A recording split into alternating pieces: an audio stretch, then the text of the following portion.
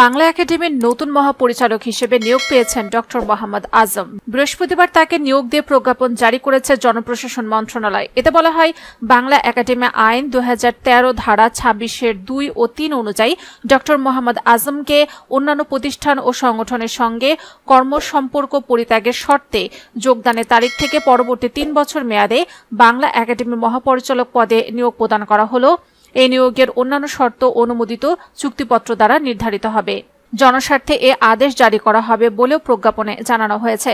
মোহাম্মদ আজমের জন্ম 1975 সালের 23 আগস্ট নোয়াখালীর হাতিয়ায়। ঢাকা বিশ্ববিদ্যালয়ের বাংলা বিভাগ থেকে স্নাতক এবং স্নাতকোত্তর সম্পন্ন করে বাংলা ভাষার উপনিবেশনায় এবং উপনিবেশনায় নিয়ে গবেষণা করে পিএইচডি ডিগ্রি অর্জন করেন তিনি। আগ্রহের বিষয় সাহিত্য, নন্দনতত্ত্ব, ইতিহাস, রাজনীতি ও সংস্কৃতি অধ্যয়ন। ডক্টর মোহাম্মদ আজমের প্রকাশিত গ্রন্থের মধ্যে রয়েছে বাংলা ও প্রমিত বাংলা সমাচার, সম্পাদিত গ্রন্থ, নির্বাচিত কবিতা সৈয়দ আলী হাসান, কবি ও কবিতার সন্ধানে।